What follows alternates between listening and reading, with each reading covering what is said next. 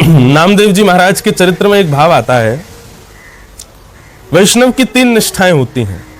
एक तो नाम निष्ठा, एक तुलसी निष्ठा और तीसरी एकादशी निष्ठा। ये 3 निष्ठाएं वैष्णव बनाती हैं हमको। नाम आश्रय पहला है, हमारे जीवन में होना चाहिए, जितना हो सके भगवान नाम का स्मरण करते रहो। दूसरा तुलसी निष्ठा, तुलसी जी के प्रति पूर्ण भाव होना चाहिए। अब चाहे वो आप वृक्ष के रूप में, पौधे के रूप में लो या फिर अपने नाम जप माला के रूप में लो, कहीं से भी तुलसी का स्पर्श दिन भर अंग से होना चाहिए। और तीसरा एकादशी निष्ठा, एकादशी व्रत होना चाहिए। नामदेव जी महाराज एकादशी पर इतना घनघोर व्रत करते थे कि केवल दूध ही पीते थे।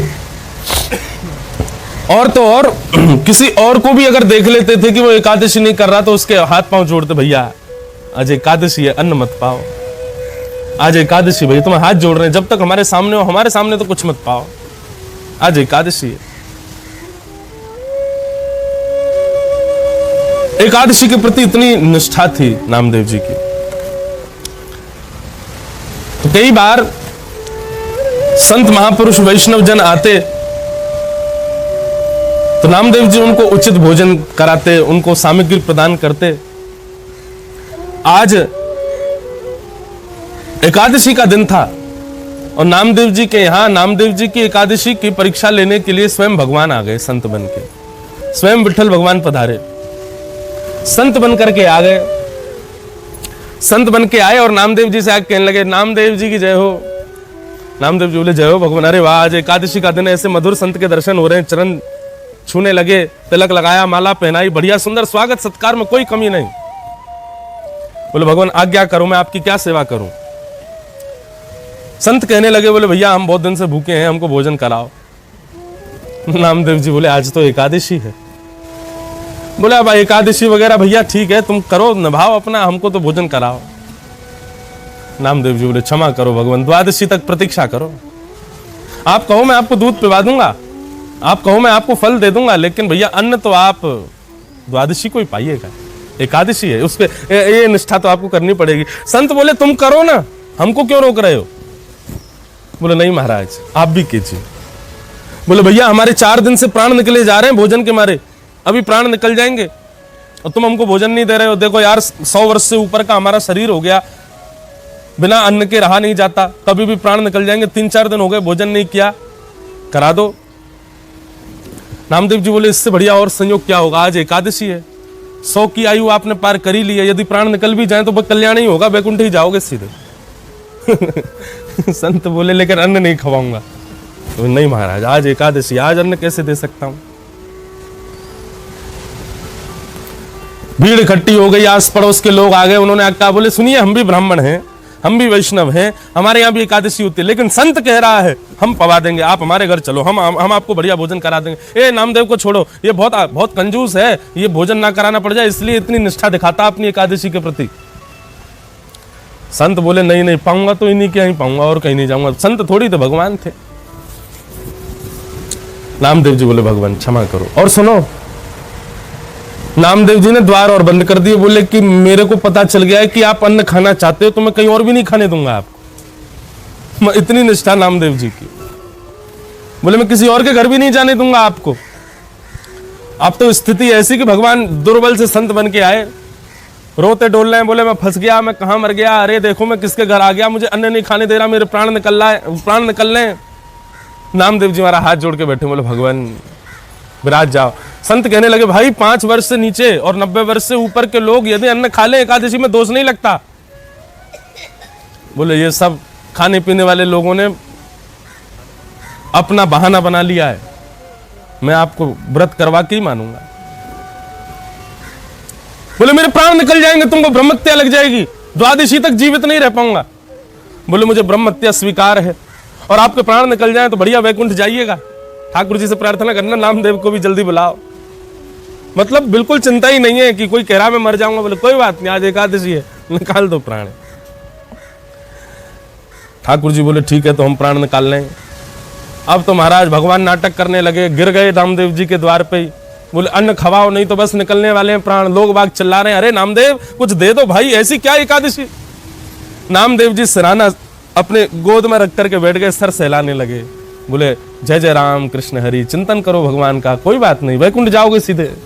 बोले भैया तेरे हाथ जोड़ू, अन्न खवा दे। बोले नहीं, आज एकादशी, द्वादशी तक अन्न नहीं मिलेगा। ठाकुर जी अभी तक तो परीक्षा ले रहे थे, तो ये थे कि चलो अभी जीवित हूं इसलिए शायद इसकी निष्ठा में कोई कमी नहीं। लेकिन अचानक ठाकुर जी ने ऐसा अभिनय किया कि प्राण ही निकल गए। और जैसे ही प्राण निकले महाराज, लोग बाग चिल्लाने लगे, चीखने लगे, अरे अरे देखो ब्रह्महत्या लग गई, इसको गांव से बाहर निकालो। अरे देखो नामदेव ने कितनी बड़ी हत्या कर दी, अपने आंखों के आगे एक ब्राह्मण को मार दिया। ठाकुर जी अचेत हो गए, प्राण निकाल दिए। नामदेव जी बैठे रहे और एकादशी जब तक पूर्ण नहीं हो गई तब तक रोए भी नहीं। और जैसे ही एकादशी पूर्ण हुई, द्वादशी लगी, नामदेव जी बहुत रोए। चरणों को अपने सिर से लगाया, जो ब्राह्मण देवता थे। अपने पूरे परिवार से बोले भैया एकादशी निष्ठा को पूर्ण करने में आज हमारे यहाँ एक वैष्णव ने अपने भगवत प्राप्ति कही है। कितने भाग्यशाली, एकादशी के दिन इनके प्राण निकले। लेकिन अब हमको ब्रह्महत्या लग गई, अब ब्रह्महत्या लगी है, चलो ब्राह्मण का अंतिम संस्कार करेंगे और उसी चिता में अपने प्राणों का भी त्याग कर देंगे। नामदेव जी की बात सुनकर के उनके परिवार के सब जन बोले हम भी तुम्हारे संग प्राण त्यागेंगे। नामदेव जी ने किसी को नहीं रोका, बोले हाँ चलो सब लोग प्राण त्यागो, हम सबका दोष है। एकादशी तक दोष नहीं था, द्वादशी में दोष है। ठाकुर जी के उस अभिनय वाले रूप की हरती वर्ती बना के ले गए सब। ठाकुर जी बिल्कुल अभिनय कर रहे हैं, बोले हाँ प्राण निकल ही गए। नामदेव जी ने जाके बड़ी चिता बनाई, चिता के ऊपर उस ब्राह्मण देवता के शव को रखा, शव को रख के नीचे अग्नि पधरा दी। जैसे अग्नि थोड़ी तेज हुई, नामदेव जी प्रणाम करके जैसे ही चिता के ऊपर आके बैठ गए, तब तक भी ठाकुर जी नहीं उठे, शायद अब इसके मन में कोई भाव दूसरा आ जाए। लेकिन नामदेव जी तो पूर्ण निष्ठा से बैठ गए, बोले हम भी प्राण त्याग देंगे। जैसे ही नीचे से लपट भगवान को लगने लगी, थोड़ी कमर में जाकर के जैसे ही लगी, सोई ठाकुर जी उछट के भागे वहां से, और खुद तो भागे, नामदेव जी को भी ले गए और बाहर ला करके अपने हृदय से लगाया। नामदेव जी ने देखा, जय हो ब्राह्मण देवता जीवित हो गए, ब्राह्मण देवता जीवित हो गए। लेकिन हृदय से लगाते लगाते लगाते जैसे ही देखा, नेत्रों में अविरल अश्रुधारा ब्राह्मण देव के। ठाकुर जी वैष्णवों की ऐसी परीक्षा लेते हैं, वैष्णवों के ऐसे भाव देखते हैं। तो मल्लक्षणान मिमम कायम, भगवान कह रहे हैं उद्धव, जीव मेरा ही अंश है, मेरे लक्षणों से युक्त है, उसकी चिंता मुझे नहीं होगी तो किसको होगी? मैं नहीं करूंगा तो कौन करेगा? मुझे चिंता होती है, मुझे बहुत पीड़ा होती है जब वैष्णव अपना कल्याण नहीं कर पाता, वैष्णव अपने आप को सुधार करके मेरी प्राप्ति नहीं कर पाता, भक्ति के पथ का अनुगामी नहीं बन पाता, मुझे बहुत कष्ट होता है। एक बात बताएं बंधु, व्यक्ति भक्ति के पथ का अनुगामी बन जाए, ठाकुर जी ये भी नहीं चाहते कि तुम बहुत बड़े भक्त बन जाओ, तुम भक्ति के पथ पे आ जाओ, बस तुम प्रारंभ कर दो चलना उस पथ पे, बस ठाकुर जी को इतना ही चाहिए। ये भी नहीं चाहिए कि हम बहुत विशिष्ट हो जाएं। हाँ ठीक है, हमारी इच्छा होनी चाहिए कि हम विशिष्ट बने, जैसा कि मैं परसों कह रहा था, हम दैत्य बने, ये हमारी इच्छा होनी चाहिए। ठाकुर जी को इतनी अभिलाषा नहीं, ठाकुर जी तो केवल इतना चाहते हैं कि तुम भक्ति के पथ पे आ जाओ बस। क्योंकि श्रीमद् भागवत में भगवान कहते हैं, ये वही भगवता प्रोक्ता उपाया आत्मलब्धये अंजः पुंसाम विदुषाम। भगवान कह रहे हैं मेरे बताए गए भक्ति के मार्ग पर व्यक्ति केवल आकर के चलने लग जाए, मतलब केवल प्रारंभ कर दे। और कैसे चले? बोले नेत्र बंद करके चले, मतलब परम पूर्ण विश्वास के साथ। जैसे कि श्री नामदेव जी, लोग कितना उनको कह रहे थे कि तुमको ब्रह्महत्या को भूखा छोड़ रहे हो, अरे नामदेव भूखा रखूंगा तो ठाकुर जी कल्याण करेंगे, अरे एकादशी व्रत करना चाहिए, उसमें निष्ठा होनी चाहिए। ये ऐसी थोड़ी कही गई है बात, ब्रह्महत्या आदि जैसे पाप भी स्वीकार है, लेकिन मैं निष्ठा नहीं छोड़ूंगा। भगवान कहते हैं तुम नेत्र बंद करके मेरे बताए गए मार्ग पे केवल चलने लग जाओ, चिंता मत करो क्या होगा क्या नहीं होगा। भगवान वही कहते हैं कि मेरे बताए गए मार्ग पर आंख बंद करके चलने लग जाओगे तो कभी गिरने में तुमको दूंगा नहीं, और कहीं गलती से भी तुम यदि भक्ति के पथ पर आकर के कभी गिर गए तो चिंता मत करना, उठाने के लिए मैं ही आऊंगा तुम्हारे पास। मतलब आपने एक बार वैष्णव तिलक माथे से लगा दिया, आपने एक बार वैष्णव नाम संकीर्तन अपने नाम जप में कर लिया, आपने एक बार पूर्ण वैष्णव भेष धारण कर लिया और धीरे धीरे उसी भेष में अब रहने लग गए। बहुत उचित, बहुत श्रेष्ठ बन जाओ, ऐसी कामना आपकी हो, ठाकुर जी की नहीं होती। ठाकुर जी तो कहते हैं तुम्हारी भक्ति प्रारंभ हुई, मुझे तभी से आनंद आने लग जाता है। उसके बाद यदि कभी पतन हुआ ना तो ठाकुर जी बचाएंगे, निश्चित बचाएंगे, इतनी चिंता रहती है ठाकुर जी को। जगन्नाथपुरी के एक भक्त थे, उनका नाम था बलराम दास। क्या नाम था?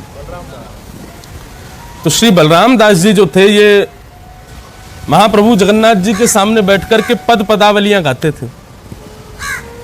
लेकिन एक बार इनकी पदावली गाते हुए तभी वहां एक अप्सरा आ गई और वैश्या नृत्य करने लगी। उस वैश्या के सौंदर्य को देख करके बलराम दास जी उसके रूप पर मोहित हो गए, उसके रूप पर मोहित हो गए। आज तक तो गाते थे जगन्नाथ जी को रिझाने को, पर आज गाने लगे उस वैश्या को रिझाने के लिए। दोनों ने एक दूसरे के नेत्रों में देखा, एक दूसरे से संवाद कर लिया नेत्रों से ही। अब तो बलराम दास जी अधिकतर समय उस वैश्या को ही देने लगे, उसी के संग रहने लगे।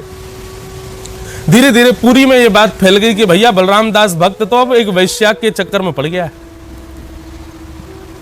पुजारियों ने निश्चय कर लिया था कि अब की बार रथ यात्रा में, रथ यात्रा प्रारंभ होने से पहले बलराम दास एक पद गाता है, उसके बाद रथ यात्रा आगे बढ़ती है। अब की बार बलराम दास को पद नहीं गाने देंगे।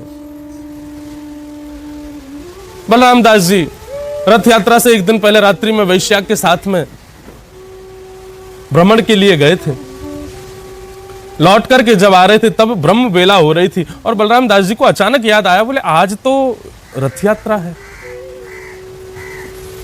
पता नहीं क्यों थोड़ी देर के लिए बलराम दास जी को अपने उस कर्म से, अपनी उस क्रिया से उनको बहुत बुरा लगा।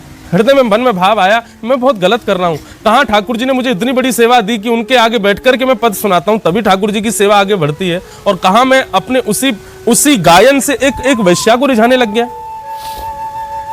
बंधुओं, एक बात बहुत ध्यान से सुनिएगा। कोई वैष्णव भक्त बन चुका और अचानक किसी कारण से वो संसार के किसी विषय में लग गया, और विषय में लगने के बाद कभी उसको एकांत में बैठ करके ये सोच आवे कि राम राम राम, ये मैंने क्या किया, बस वही क्षण है, उसी क्षण समझ जाइएगा। क्यों? ये भी एक संकेत ठाकुर जी ने दिया कि आपको अपने कर्म के प्रति दूषित भाव आया, अरे राम मैं ये क्या कर रहा हूं, उसी समय आप छोड़ सकते हैं उसको। यदि उसके बाद भी विचार किया कि नहीं कल करेंगे, परसों करेंगे, तो फिर नहीं छूटेगा, उसी समय छोड़ दो। जिस समय मन में आत्मग्लानि हो अपने कर्म के प्रति, उसी समय उसका त्याग कर दो। बलराम दास जी दौड़ करके गए, तभी क्या देखा कि श्री महाप्रभु जगन्नाथ जी आकर के रथ पर विराजमान हो गए हैं। जैसे ही बलराम दास जी सामने आकर के बैठे, पद गाने लगे, इतने में ही पंडा पुजारी गए और जाकर के सबने बलराम दास जी को वहां से भगा दी। बोले अब तुम अधिकारी नहीं हो ठाकुर जी के आगे गाने के, तुमने दूषित कर लिया है अपने भावों को। बहुत रोए बलराम दास जी, भगवान मुझसे गलती हो गई, मुझे अपराध हो गया, आज के बाद कभी नहीं करूंगा भगवान, एक बार मुझ पर कृपा कर दो ना। ऐसे ये पहली बार होगा मेरे जन्म में कि आप मेरी सेवा के बगैर ही रथ में बैठ करके आगे जा रहे हैं, भगवान ऐसा मत करो, मेरी सेवा स्वीकार करो।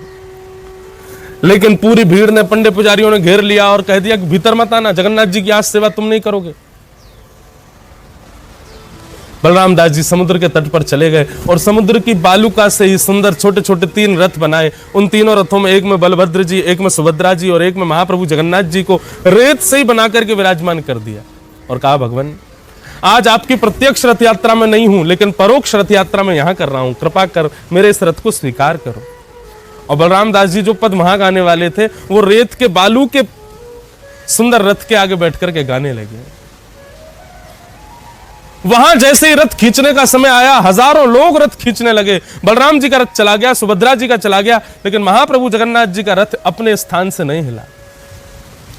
पंडा पुजारियों ने जाकर के महाप्रभु जी से प्रार्थना की, भगवान कोई अपराध बन गया है, आपका रथ आगे क्यों नहीं बढ़ रहा? तभी ठाकुर जी ने संकेत देते हुए राजा को कहा, आज मेरी रथ यात्रा यहां नहीं, समुद्र के तट पर बलराम दास की सन्निधि में हो रही है। आज हम इस रथ में बैठे ही नहीं है, हम तो आज नंदी घोष रथ हमारा समुद्र की बालुका से बनाया गया है, बलराम दास ने बनाया है, और वो वहीं पर ही मेरी रथ यात्रा कर रहा, मैं वहीं पर ही आनंद कर रहा हूं। राजा बोले, भगवान ऐसा मत करो, यहां पधारो, लाखों वैष्णव बैठे हैं, वो सबसे कह दो सब समुद्र किनारे चले जाए, वहीं हो रही है आज मेरी रथ यात्रा। राजा ने कहा, भगवान इस अपराध को हम दूर कैसे करें, ये बता दो। भगवान बोले, बलराम दास ने जो बालू के जगन्नाथ जी बनाए हैं, जाकर के प्रार्थना करके भोग लगा के उन बालू के जगन्नाथ जी को लाकर के इस रथ में जब बैठाओगे तब ये रथ चलेगा, क्योंकि आज मेरा आवेश वहीं विराज रहा है। क्या समझ में आई बात? कि भक्ति के पथ पर चलने वाला व्यक्ति यदि कभी अपने मार्ग से गिर जाए और उसके बाद उसको अपने किए गई क्रिया की आत्मग्लानि हो, उसी समय संभल करके दोबारा ठाकुर जी के सन्मुख आ जाए तो भगवान तुरंत स्वीकार कर लेंगे। ठाकुर जी विचार नहीं करेंगे आपके ऊपर कि आपने ऐसा क्यों किया, तुरंत स्वीकार करेंगे।